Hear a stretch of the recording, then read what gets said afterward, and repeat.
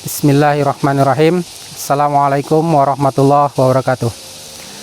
Innal hamdalillah nahmaduhu wa nasta'inuhu wa nastaghfiruh wa na'udzubillahi min syururi anfusina wa min sayyiati a'malina may yahdihillahu fala mudhillalah wa may yudhlil fala hadiyalah. Asyhadu an la ilaha illallah wa asyhadu anna Muhammadan abduhu wa rasuluh alladzi la nabiyya ba'dah. Pemirsa yang budiman yang dirahmati oleh Allah, kita sebagai umat Islam yang telah diperintahkan oleh Allah dan Rasul-Nya, kepada kita banyak sekali kewajiban.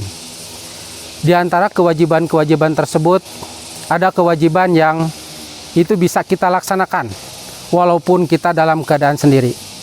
Semisal kita melaksanakan sholat ataupun saum, kita masih bisa melaksanakan kewajiban tersebut. Tetapi ada juga yang kewajiban tersebut kalau kemudian kita laksanakan secara berjamaah, maka kewajiban tersebut insya Allah bisa lebih efektif dan bisa lebih efisien. Kewajiban tersebut seperti apa? Tentu kewajiban tersebut itu adalah untuk menyeru kepada yang kebajikan dan mencegah dari hal yang mungkar.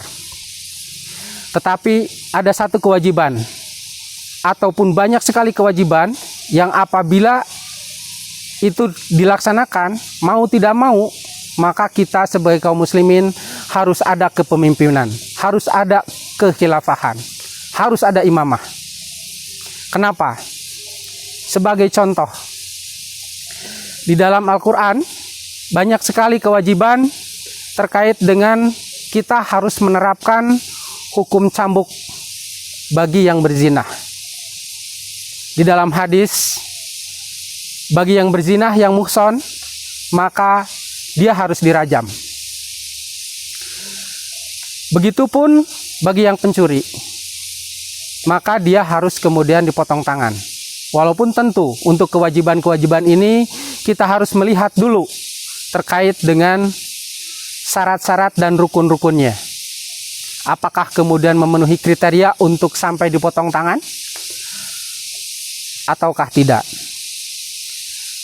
Nah, tentu kalau kita ingin menerapkan syariat Islam ini, mau tidak mau kita harus ada kepemimpinan, harus ada pemerintahan yang akan dan harus menjalankan syariat Islam. Dan ini sudah diwajibkan oleh Allah kepada kita di dalam Quran surat An-Nisa ayat 59. A'udzubillahi minasyaitonirrajim. Bismillahirrahmanirrahim. Wa atiullaha wa atiur rasul wa ulil amri minkum fa in tanajatum fi syai'in farudduhu ilallah wa rasul. Wahai orang-orang yang beriman, taatilah Allah dan taatilah Rasul. Dan apabila kalian bersengketa, berselisih, maka kembalikanlah kepada Allah dan Rasul-Nya. Rasulullah SAW juga menyampaikan, kanat banu Israila tasumul anbiya kullama halaka nabi khulafahun nabi fa innahu la nabiyya ba'di wa satakunu fataksur. Rasulullah mengatakan bahwa sesungguhnya Bani Israel urusannya adalah diurusi oleh para nabi. Ketika seorang nabi meninggal, maka diganti dengan nabi yang baru. Fa innahu la nabiyya ba'di, maka sesungguhnya tidak ada lagi nabi sesudahku. Akan tetapi akan ada para khalifah yang jumlahnya banyak. Lantas apa yang kau perintahkan kepada kami wahai Rasulullah?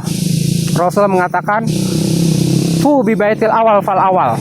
Maka berikanlah bayat itu kepada yang pertama dan yang pertama saja. Dan berikanlah hak mereka. Karena apa? Karena Allah akan menanyai mereka nanti di yaumil akhir.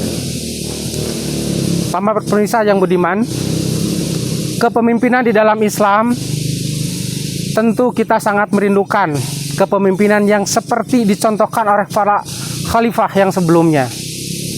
Bagaimana yang namanya Umar bin Khattab, ketika ada seorang muslim, seorang sahabat yang sakit dan sakitnya sangat parah,